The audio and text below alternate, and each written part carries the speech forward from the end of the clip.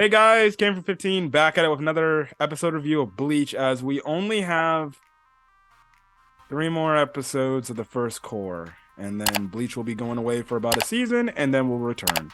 The good thing is Jump Fest is actually coming out this month, and actually they're actually streaming it on YouTube in English subtitles. So there might be some information about Bleach for Jump Festa. If you don't know what Jump Festa is, it's pretty much anything manga slash anime slash shonen related that they talk about. So, yes, and actually, the thing is, actually, quick update. So after episode 11 of Bleach Thousand Year Blood War, episode 12 and 13 will be combined as a 1 hour special. So pretty much you'll be getting two episodes in one. Yep. So, that's good, as it will end off the first half of the first core, the first part of Thousand Year Blood War. But this week's episode, we get the battle of Captain Unohana and Kenpachi, and then we get Ichigo, I guess, getting some hard truths, maybe having to go back and I'm guessing find out who he truly is. Yes, he did seem to go to the past or something. I don't know, but let's talk about this Kenpachi versus Unohana fight, because oh my gosh, this fight was crazy. That was crazy. And what an ending to that also. Oh yeah, what an ending. So pretty much the fight starts off and they're just fighting back and forth. And again, they're clashing and they're fighting back and forth. But the thing is, Kenpachi's like, I'm actually reading her moves. I'm actually countering her moves, as opposed to I couldn't see her movements. I couldn't counter them and everything. So, and even Unohana, she's saying that he's picking up on this. Now, we get a flashback back to the past.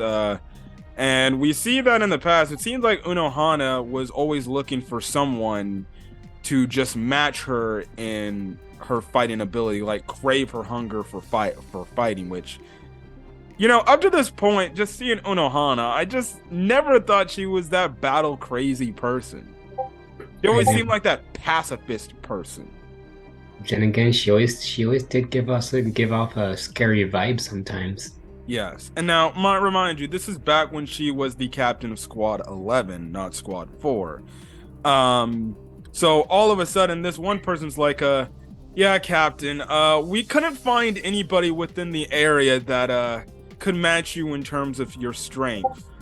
And the person's like, well, I guess this is what you've done to all the people in the area, huh? And there's just this pile of bodies just stacked up. I don't even know how many people. It's thousands of dead people right there. And the funny thing is, Unohana just noticed that pile. Yeah, and she's like, how long was this pile there? What the hell? All of a sudden, we see a young, I guess, teenage version of Kenpachi Zaraki, and all of a sudden, that's when we see the fight between young Kenpachi and Unohana start out.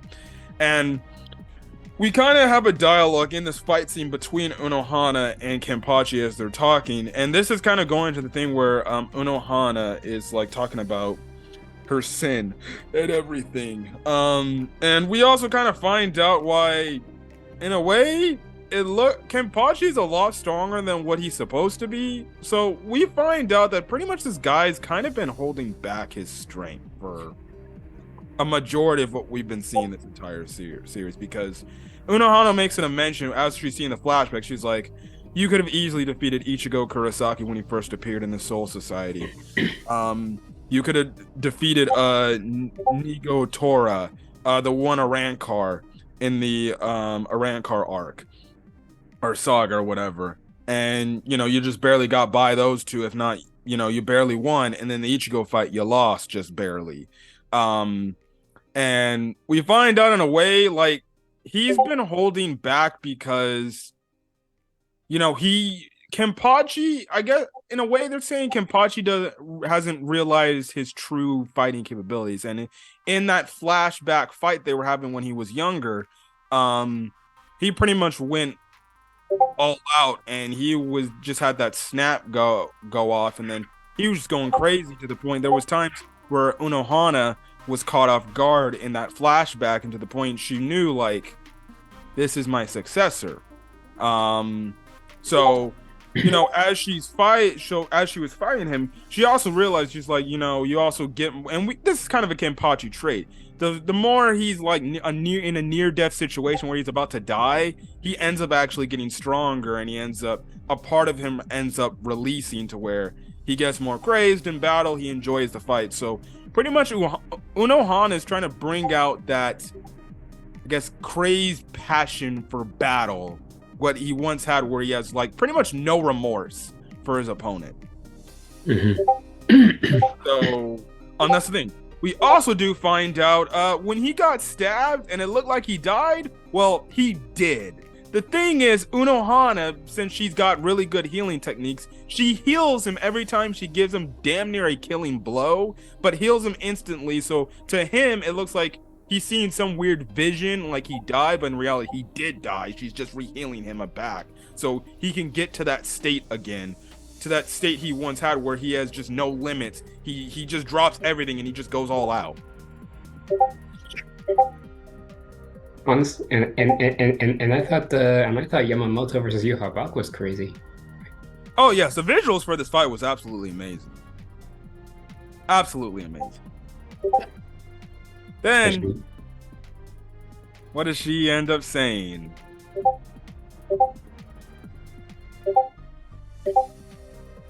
Bankai. When I saw that, and she grabbed her hand, and the whole hand and her old Zanpaku toe screeches with her blood, I'm like, what is this Bankai? And I'm just like, what? And the entire atmosphere, it was like a dark, dank place. It just turns beet red. And I'm just like, what is this Bankai? What is this Bankai? Absolutely crazy. Absolutely freaking crazy.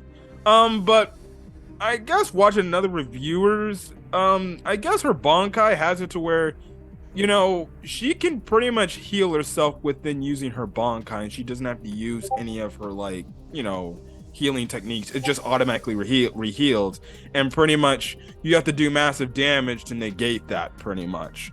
Mind you, too, in the fight, Kenpachi's fighting, and he's like, I don't know why, but it feels really hot. I feel like I'm melting and everything. So it's like it's like this whole red goo or this blood is like melting, or like some sort of acid-like blood in a way, which is damn near one of kind of like, I guess, more of the mental type of thing. I think it's like a Bankai that probably also messes with your mind. Like, it makes you think like you're probably like melting away, like you're with acid. Yeah, but it's just the Bankai's effect doing that. Yeah, you can definitely see how between Kenpachi and Unohana, how like their faces are becoming all skeletal.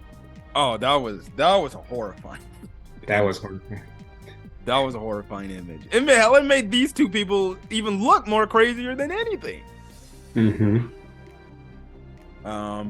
So yeah, but eventually Kenpachi realizes, and even Unohana realizes, like, he's getting stronger, he's having this point, and as Kenpachi keeps getting thrown down, he's getting in the mood of his battle, he's getting to the point where he just lets everything go, and Unohana realizes it, and then boom, Kenpachi impales Unohana, and pretty much Unohana's like, you've done it, you've completed what you needed to do. Now you have she pretty much says, like, you've let everything go, you are now ready. I mean, she says, and she pretty much makes the mention of, like, yes, you may get back to that phase again where you start to, I guess, keep things in and make yourself weaker than what you should already be. But the thing is, you got to fight ahead, which is obviously the Quincy's, especially, I guess, Yuha. So I'm guessing they're teasing another Kenpachi versus Yuha fight, I'm guessing. As well as Unohana makes a mention, like, you have other Soul Reapers here that are on your level, are on your level, if not better. which obviously is reference to Ichigo, Byakuya, some of the other prominent Soul Reaper characters we know that are really strong, pretty much. Um, and she's like, you've completed what you needed to do. Now go set out what you have to go do. And we kind of get some an emotional moment out of Kenpachi because, him getting back to this mindset of being battle hungry again, having that person that he can just go one-on-one with no limits, just go absolutely almost damn near to the death. And we see how he gets pretty emotional because in a way, Unohana is kind of his mentor. Been like that since he was a kid. And he actually gets pretty emotional to the point he starts crying over Unohana's death. Yeah, even though we don't really see the tears, but yeah. Yeah, and his scream alone shows you how much pain is hitting him with the fact that Unohana's dying now. And again, it's the whole thing of she knew like there can only be one Kenpachi in an era. There can't be two. So Unohana sadly dies. Even do you though Kenpachi's like, please don't die, don't die, don't die. And yeah. how do you feel about that, man?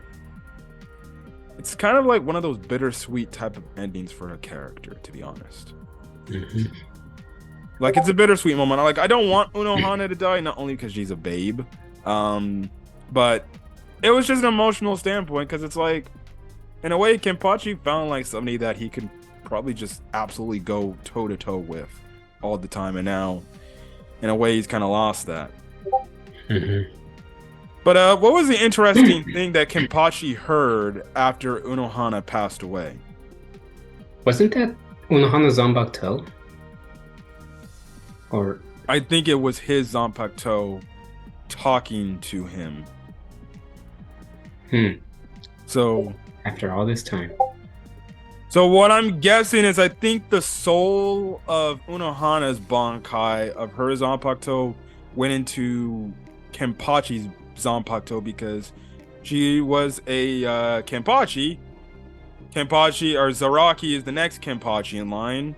Only makes sense. And even Unohana, I believe in the episode mentions like, I can now pass everything from me to you now. So I guess it would make sense that the spirit of Unohana's Bankai now goes into Kenpachi or Zaraki's sword now. So his sword, his Zanpakuto, is now calling out to him, pretty much saying, I've been waiting for this moment for a very long time. And that means if he's got a soul, that means he most definitely got a Bankai now. Yeah. Is he gonna pull up the same kind of Bankai that Unohana did? That's Like, gonna be interesting. Yeah, other than that, we do cut at the end of the episode where he walks away from the dead body, leaving it right then and there in the place. I guess somebody gets Unohana's body so they can lay her to rest properly, but it's funny because I watched another reviewer and like, well, technically, let's be honest, I don't think Unohana would be going to any heaven. She'd probably be going to hell because of all the bodies she killed over time. Mm-hmm. So yes. Now Ichigo. Go explain what Ichigo's whole thing and everything that happens to these two, or Ichigo and damn it, what's his freaking name? I forgot the main part. You forgot Renji? Renji, Hello? damn it! Go ahead. Okay, so they arrive at the next stop area where apparently the creator of the Zanbakutos is waiting for them.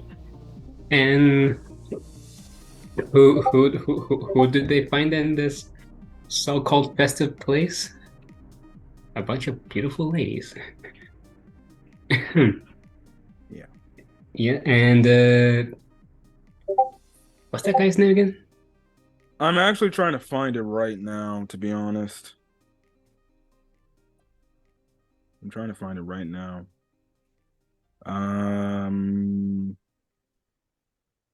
Hold on a quick second, guys. This might be a while.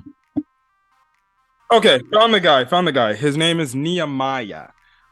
Yes, he's the creator of the Zanpakutos, and yes, we see these very attractive ladies that I was like, ooh, and even Cone was like, oh. What do we only find out about those very attractive ladies? They are all Zanbakuto. And what was Nehemiah kind of, I guess, upset about Ichigo and Renji with that whole situation there? They what is he upset about actually? He was pretty much like, you guys couldn't even tell those were Zanpakutos. You thought they were women. Oh yeah. He did point that out. So yeah, he throws them in this pit. And he pretty much comes on, he's like, oh, here's your Zanpakutos, and we see Zangetsu or Ichigo's sword, and then Renji's sword, Zabimaru. They're obviously all torn up, cut in half, broken, and he's like, you see these? He smashes against each other, and do you remember what he said when he smashes up against each other? Like when a Zanbakuto that doesn't receive enough love, they shatter. Yes, very much. And it's like, oh, yeah. And he goes on. He says, "You see, these people around you, they're also Zanpakutos, but they're the Zanpakutos. I forgot what the word called it. I should have saw it in the episode again. But it started with an A. But it's like the beginning form of when a Soul Reaper, when they first enter like a Soul Reaper Academy. This is what they're handed. These just beginner swords, these big beginner Zanpakutos. And when eventually a Soul Reaper becomes good enough to master this one, that ends up becoming its own personalized Zanpakuto based on their personality. So that said Soul Reaper's personality and everything. Pretty much, dude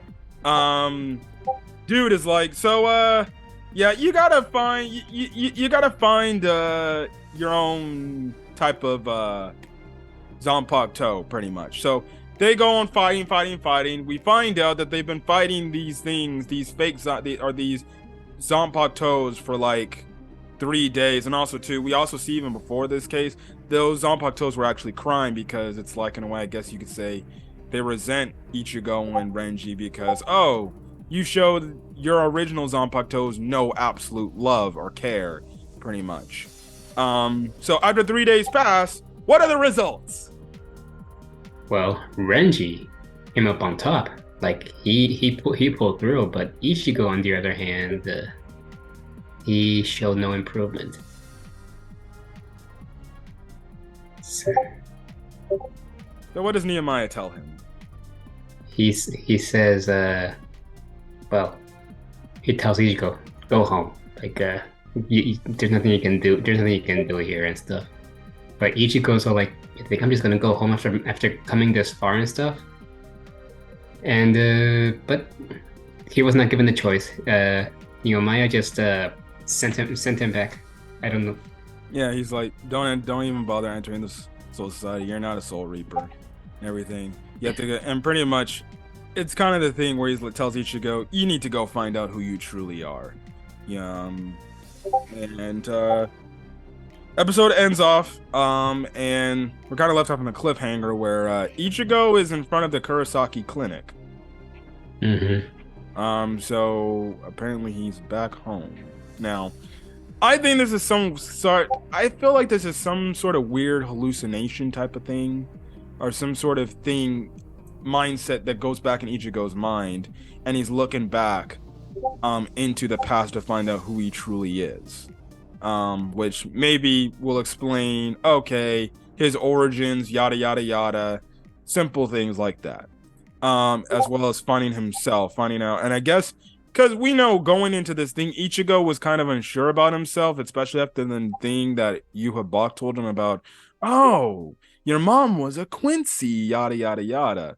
And he's unsure. He is also unsure about, because he doesn't know anything about his dad's history.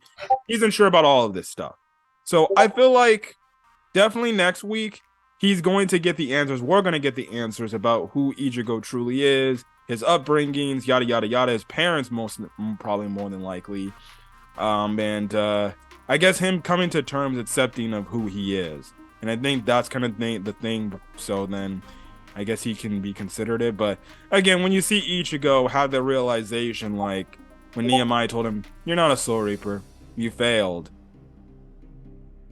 this is like the second time Ichigo has like, in a way, felt like despair where he lost his abilities, or he has a feeling like he's gonna lose his abilities. If you remember, obviously the Fullbringer arc, Hmm. that tapped a lot into his psyche in terms of, you know, how much he feels powerless if he doesn't have the power to protect his friends or his family or his loved ones in general.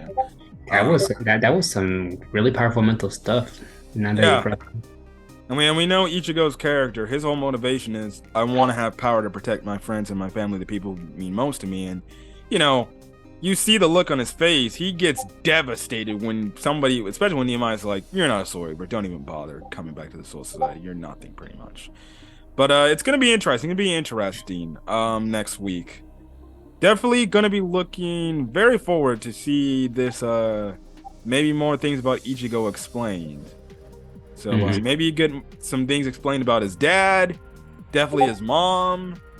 Hopefully this isn't like some sort of weird flashback stuff where he has to remember like tragic moments, like especially his mom dying again. It was raining. And a reminder, when his mom died, it was raining that day. Mhm. So, I feel like that potentially could be the case. He finds out his origins and stuff like that. I think it comes down to the fact the reason why he failed is because he's not accepting who he is. Maybe that because there's doubt in himself about like who he truly is and things like that. That's just my theory. I don't know about you. That actually makes sense. So I guess we'll find out where we're going. But that's it for this week. Man, Jesus. Like I said, we got next week and then the week after episode 11 airs, that's it. Of Bleach Thousand Year Blood War arc for a while, for about at least a season, which oh man, it's gonna be crazy because I still remember when we started off with episode 1. Jesus, time's been going by so damn fast. Yeah. What episode we're on again? Jesus. We're going around episode 10 to now episode 11 next week, and then episode 12 and 13 are combined into a 1 hour special. Mm.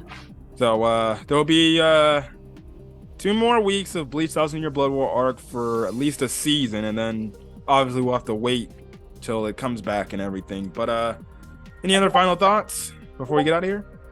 No more, man. No more. Just the Kenpachi versus Unohana fight just left me speechless, and now this whole Ichigo situation. I look forward to seeing the outcome of that. But Yeah, Unohana versus Kenpachi probably is the second best fight of this portion of the story. My mhm. number one is definitely Yamamoto versus Yuhabak. That was the best fight by far to start off this return of Bleach. More like Yamamoto versus fake Yuhavak, because we know that was just a clone. Yeah, I know, but it's still you. It's still Yuhabak in a way. Yeah. But that's my number one fight to start off. Then Unohana and Kenpachi is my second favorite. Hmm. Then probably would have to be Ichigo versus Yuhabak as my third favorite fight, just from what happened in that fight alone. But yeah. But anyways, guys, we're gonna get out of here. Catch you guys in the next video. If you guys like the video, leave a like. Put in the comment section your thoughts on this week's episode of Bleach Thousand Year Blood War. As well as hit the subscribe button not only to my channel, obviously hit the subscribe button to my channel. We're only a few subscribers away from 600 subscribers. But again, like I said, not only hit the subscription button to my channel, hit it to my co-host channel, as well. He does playthroughs again based on certain, I guess, non-limitations that affect him on his side of things. Yes. I'll see what I can do about that. And once I do get that sorted out, I'm gonna start uploading like normal again. Yep. So, anyways, guys, we're gonna get out of here. Catch you guys in the next video. Till then, guys, stay safe out there. Have a great rest of your evening. Peace. Peace.